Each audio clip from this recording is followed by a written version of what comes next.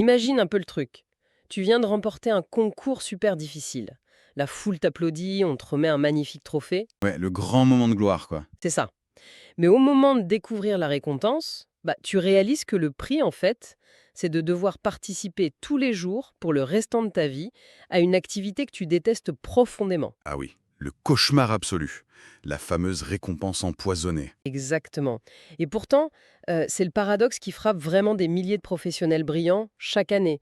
Tu sais, le monde du travail célèbre la promotion comme l'aboutissement ultime. La validation définitive de tes compétences, ouais. Voilà, mais cette ascension tant convoitée se révèle souvent être un piège redoutable.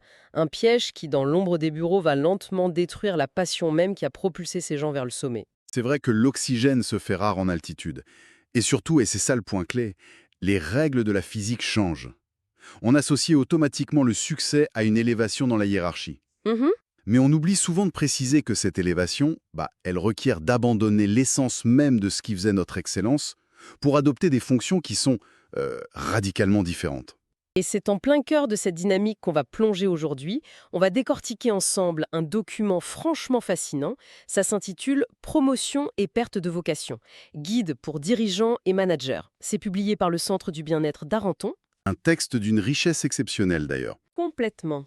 Nos sources mobilisent des concepts hyper pointus en psychologie organisationnelle et aussi des modèles de comportement cognitif. Le but de notre mission aujourd'hui, c'est vraiment de comprendre cette mécanique de destruction de la vocation. C'est un sacré programme. Grave. Alors, juste avant de démarrer cette analyse systémique, je me dois de faire un petit rappel obligatoire. Même si on va parler de psychologie et d'épuisement professionnel, il faut bien garder en tête que ceci n'est pas un avis médical, d'accord? C'est une mise en garde super importante. Surtout que le phénomène qu'on va observer ressemble à s'y méprendre à un épuisement clinique, alors qu'en fait il s'agit plutôt d'une profonde crise de sens. Ouais, c'est pas du tout la même racine. Voilà. D'ailleurs, le document d'Aréanton illustre cette crise avec un archétype très parlant, le parcours de Pierre. Ah oui, l'ingénieur. C'est ça. Pierre, c'est un ingénieur d'une brillance rare. Son moteur au quotidien, c'est la résolution de problèmes techniques complexes. Il conçoit, il innove, il a vraiment les mains dans le cambouis de son expertise. Et donc, face à cette excellence technique, son entreprise fait ce que toutes les entreprises font. Elle le récompense, ouais, en le nommant chef de département. La fameuse récompense empoisonnée, dont on parlait au début.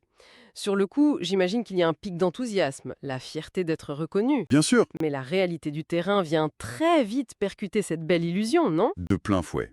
Et pour comprendre comment cette désillusion s'opère psychologiquement, les chercheurs utilisent un modèle d'analyse qui a été développé par Robert Dilts. C'est un pionnier de la modélisation comportementale. Dilts, oui. La fameuse pyramide. Exactement. Sans trop entrer dans le jargon, ce modèle explique que tout changement profond affecte un individu par strates successives. Et la première strate, la plus visible, c'est l'environnement immédiat et les comportements quotidiens. Donc le quotidien de notre ingénieur, il bascule du jour au lendemain. Totalement. Son écosystème n'a plus rien à voir. Ses outils, c'est plus des logiciels de conception ou des plans d'ingénierie. Maintenant, c'est des tableaux de bord financiers, les reporting RH et des plannings. C'est un changement de décor radical, quoi. D'ailleurs, les données d'INSEAD qu'on retrouve dans les recherches sont vertigineuses là-dessus. Ah oui, le chiffre sur les réunions. C'est fou. Elles révèlent que les cadres dirigeants passent en moyenne 40% de leur temps en réunion. 40%. Quand on y réfléchit, se faire confisquer presque la moitié de son temps par des salles de conférence ou des appels vidéo, c'est pas juste une nuisance logistique. Non, ça va bien plus loin. Ça veut dire que les compétences techniques aiguisées de cet ingénieur sont littéralement neutralisées. Elles sont rendues inutiles par son propre emploi du temps. Et la frustration, elle naît exactement de ce décalage. Le temps qu'il passait avant dans cet état de, tu sais, ce qu'on appelle le flow dans la création pure, il est totalement absorbé par de la coordination. Et du coup, ça nous force à passer à la strate supérieure de notre pyramide psychologique. Le choc des capacités. C'est ça. Le rapport de McKinsey analysé dans notre dossier est catégorique là-dessus. Il stipule que, pour survivre à un poste de direction, le leadership, l'intelligence émotionnelle et la gestion d'équipe deviennent les compétences critiques. Les fameux soft skills. Ouais. Le drame, c'est que passer d'un expert technique solitaire à un leader stratégique, ça demande de faire travailler des muscles que notre ingénieur n'a jamais entraînés. Gérer un conflit ouvert entre deux collaborateurs ou négocier des budgets interdépartementaux, ça n'a strictement rien à voir avec le calcul de résistance d'un matériau. C'est clair. C'est un peu comme si du jour au lendemain, tu demandais à un champion de marathon de remporter une compète d'haltérophilie. C'est une super image. Sous prétexte que les deux trucs relèvent du sport, tu vois. On lui demande de performer dans un domaine où il a zéro formation et même pas d'inclination naturelle. Mais là-dessus, j'ai quand même un petit doute. Je me fais l'avocate du diable. Vas-y, je t'écoute. Beaucoup de professionnels apprennent sur le tanon, ils s'adaptent, ils suivent des formations en management. Pourquoi est-ce que cette transition technique crée des dommages psychologiques si profonds chez certains, au lieu d'être juste une simple mise à niveau? C'est une excellente question. En fait, c'est parce que la crise ne s'arrête pas juste à un manque de compétences. Elle vient perforer une strate beaucoup plus sensible dans le modèle de Diels, celle des valeurs et des croyances profondes. Ah, là on touche au cœur du réacteur. Complètement. C'est là que le système interne de la personne commence à se fracturer. Imagine un pro dont la valeur cardinale, le truc qui donne du sens à sa vie, c'est la perfection technique. L'artisanat bien fait, quoi. Voilà. En devenant manager, ce même individu se retrouve soudain contraint de prendre des décisions ultra pragmatiques qui vont privilégier, par exemple, la rentabilité financière à court terme. Ou juste se conformer à l'administration, le fameux je dois faire vite au lieu de faire bien à cause du budget. Exactement. Et ça crée un conflit éthique interne massif. Il doit trahir ses propres standards pour répondre aux exigences de son nouveau rôle. C'est une violence invisible en fait. La personne se sent complice d'une médiocrité qu'elle aurait farouchement combattue avant. Et cette violence génère des comportements de défense désastreux. Il y a une étude de la Harvard Business Review dans nos sources qui l'illustre à merveille. Celle sur le micromanagement? Oui, les chercheurs ont constaté que si les meilleurs dirigeants se caractérisent par leur capacité à apprendre en continu, une proportion immense de managers nouvellement promus sombrent dans un micromanagement étouffant. Ils refusent tout simplement d'apprendre à déléguer. Par peur de perdre le contrôle. Par peur, oui, parce qu'ils sont paralysés par une croyance limitante très toxique. Si je ne contrôle pas chaque détail technique de mon équipe, je suis un imposteur et je vais échouer. Leurs anciennes compétences techniques, c'est leur seule bouée de sauvetage, dans un océan managérial où ils se noient. Du coup, ils s'accrochent désespérément à l'illusion qu'ils sont encore des ingénieurs, tout en terrorisant leurs équipes avec un contrôle excessif. C'est exactement ça. Et ça nous amène au sommet absolu de cette destruction psychologique. Les travaux de Martin Seligman sur la psychologie positive. Qui sont largement explorés dans le dossier d'ailleurs. Tout à fait. Seligman montre que l'épanouissement durable d'un individu repose sur l'alignement de son identité. Le drame s'accomplit à l'instant précis où notre pro se regarde dans le miroir et se pose la question fatidique. Suis-je encore un créateur ou suis-je juste devenu un rouage administratif ? C'est brutal comme prise de conscience. C'est le point de rupture totale. Si ta perception profonde de toi-même est niée par les actions que tu dois faire 8 à 10 heures par jour, le sentiment de perte de vocation est total. L'identité pro est fracturée. Tu sais plus ce que tu apportes au monde. Ok, je comprends la mécanique. Mais attends, le monde de l'entreprise est dur, l'évolution pro, c'est jamais un long fleuve tranquille. Se sentir perdu, dépassé face à de nouvelles responsabilités, c'est pas tout simplement la définition d'une courbe d'apprentissage normale. C'est le piège classique. Bah oui, à quel moment précis la recherche estime-t-elle qu'on passe d'une banale douleur de croissance temporaire à cette pathologie de perte de vocation? La distinction est primordiale pour pas tout mélanger.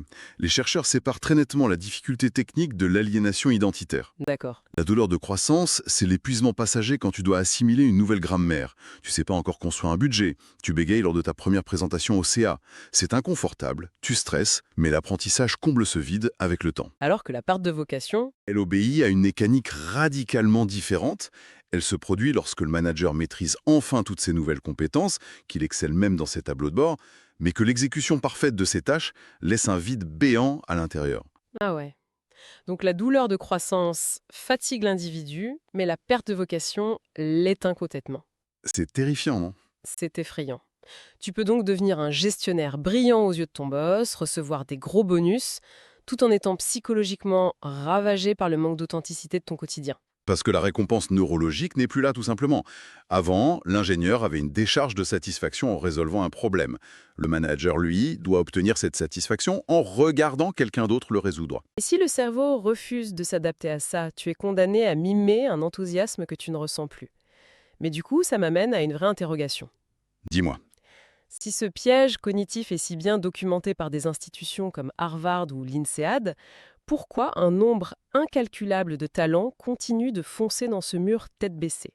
Pourquoi ils acceptent ces promotions toxiques? Eh bien, nos sources pointent du doigt un coupable culturel massif, le mythe de la trajectoire linéaire. La fameuse échelle. Voilà.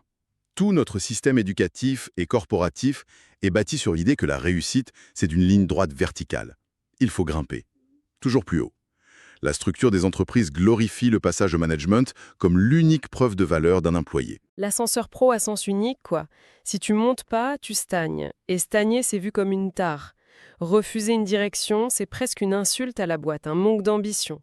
La pression sociale est dingue. Et cette pression engendre une aberration économique, la dévalorisation soudaine de l'expertise métier. L'excellence technique, celle qui produit pourtant la valeur réelle de l'entreprise, est rabaissée au rang de simple tremplin.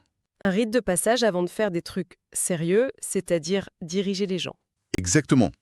Et c'est là qu'une alternative brillante, développée par Emi Wrozniewski, prend tout son sens. Elle oppose à cette carrière en ligne droite un modèle beaucoup plus organique, la carrière en échiquier. Ah, j'adore ce concept. Si on regarde notre carrière non plus comme un escalator qu'il faut jamais arrêter, mais comme la carte d'un immense parc d'attractions, ça change tout. Les mouvements latéraux, l'exploration d'autres disciplines, l'approfondissement d'une niche, tout ça devient aussi prestigieux que la prise de pouvoir managériale. T'as pas besoin de devenir le directeur du parc d'attractions pour prouver que t'aimes les manèges, en fait. C'est une reconceptualisation vitale. Autoriser un collaborateur à élargir sa zone d'impact sans le forcer à abandonner ce qu'il fait de mieux. Surtout que l'entêtement à imposer la verticale produit un désastre. Les données de l'Institut Gallup dans le document sont glaçantes. Près de 70% des employés dans le monde se déclarent émotionnellement déconnectés de leur travail. C'est 70%. C'est énorme. Ça veut dire que la grande majorité de la force de travail mondiale opère en mode zombie. C'est l'illustration pure de cette inauthenticité. De bataillons entiers de professionnels se lèvent pour jouer un rôle qui les coupe de leur vocation. Ce désengagement massif, c'est le symptôme direct d'un système qui promeut l'incompétence heureuse ou le cynisme. Et quand le leader est déconnecté, toute l'équipe le ressent. Le syndrome de l'imposteur contamine toute la culture d'entreprise. Ok, alors le diagnostic est posé et il est lourd, mais redescendons dans le quotidien. Quelqu'un qui nous écoute, qui se reconnaît trait pour trait dans Pierre et qui étouffe sous une promotion malheureuse. Comment il fait pour s'échapper sans saboter sa carrière? C'est quoi les voies de sortie concrètes proposées par le centre d'Erenton? Le guide propose une méthodologie en plusieurs temps. La toute première urgence, c'est d'activer une conscience de soi radicale, désactiver le pilote automatique. Facile à dire, comment on fait en pratique? Le Conference Board, soutenu par pas mal de recherches, insiste sur l'utilisation d'un journal de bord managérial. Pas un journal intime, une cartographie clinique de tes semaines. Tu notes précisément quelles interactions t'ont donné de l'énergie et quelles tâches ont provoqué un effondrement de ta motivation. Une sorte d'audit personnel énergétique? Voilà. Sans ce diagnostic chiffré de ta propre énergie, toute tentative de correction est aveugle. Et une fois qu'on a la certitude, noir sur blanc, que 80% de notre semaine nous draine, on fait quoi? Le texte évoque l'idée d'adapter la boîte, plutôt que de se tordre pour y entrer. Exactement. Trop de dirigeants voient leur fiche de poste comme un texte sacré intouchable. Les chercheurs préconisent de remodeler le périmètre d'action.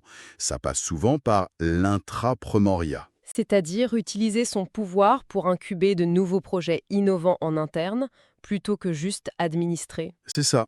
Réinjecter la créativité de l'expert au cœur d'un rôle stratégique. Ça recrée un espace de liberté technique au sein de la bureaucratie, mais ça demande un changement profond de la définition du leadership. Le document parle de s'inspirer de modèles pionniers comme Patagonia. L'exemple de Patagonia est crucial. Leurs dirigeants ne gèrent pas juste des chaînes d'approvisionnement. Ils intègrent la responsabilité environnementale dans chaque décision.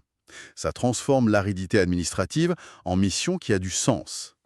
Et sur le plan individuel, les sources recommandent d'adopter le concept de servant leadership ou leadership serviteur de Robert K. Greenleaf. Ah, ce fameux terme, il faut le décrypter parce que c'est pas se transformer en paillasson pour son équipe, on est d'accord, hein? Pas de tout, non. C'est une bascule mentale. On passe de « je produis le résultat » à « je détruis les obstacles institutionnels pour que mon équipe puisse produire le résultat ». L'ancien expert technique met sa connaissance pointue au service de la fluidité des autres. Le manager devient l'architecte du succès de son équipe. Et la dernière stratégie vitale, soutenue par le Journal of Business Ethics, concerne l'assainissement des croyances. Exiger que nos actions managériales reflètent une congruence de valeurs. Si tu prends de l'innovation, tu peux pas passer ta semaine à micro-gérer des notes de frais. Alors, sur le papier, c'est un plan de bataille. Magnifique, mais soyons pragmatiques. Est-ce vraiment réaliste, dans une grande entreprise rigide, de débarquer chez son boss et de dire « Ma fiche de poste correspond plus à mon alignement identitaire, je vais me concentrer sur l'intrapreneuriat ». Le risque, c'est de passer pour quelqu'un d'ingrat ou qui supporte pas la pression. Le risque de perception est réel. L'incompréhension de la hiérarchie est le premier obstacle. Mais il faut inverser la perspective. C'est pas un caprice, c'est une question de survie stratégique pour l'organisation. Ah oui, parce que le dirigeant en dissonance détruit la valeur. Silencieusement, mais sûrement. Il perd sa capacité d'innovation, il paralyse les décisions et il fait fuir les meilleurs talents. Donc la médiocrité résignée coûte finalement beaucoup plus cher qu'une réorganisation de poste. Infiniment plus cher, permettre à un manager de réaligner son rôle, c'est de la préservation de capital humain. Une entreprise intelligente sait qu'un ingénieur intrapreneur rapporte 10 fois plus qu'un ingénieur forcé d'animer des réunions avec une boule au ventre. En gros, en assumant cette conversation difficile, tu sauves ton intégrité, mais tu restaures aussi ta vraie plus-value pour la boîte. En fin de compte, la synthèse de tous ces travaux, de Diels à Seligman, nous livre un enseignement majeur. La promotion hiérarchique ne doit jamais devenir un contrat d'abandon de soi. C'est joliment dit. Elle doit agir comme un amplificateur d'identité, pas un destructeur de vocation. Redonner du sens, réinjecter ses valeurs, c'est l'acte de leadership le plus puissant qu'on puisse accomplir pour soi-même. Une dissection vraiment fascinante des illusions de la réussite. Voilà qui referme notre plongée au cœur des travaux du Centre d'Arenton. Et une réflexion finale émerge de cette analyse, à méditer posément pour quiconque nous écoute.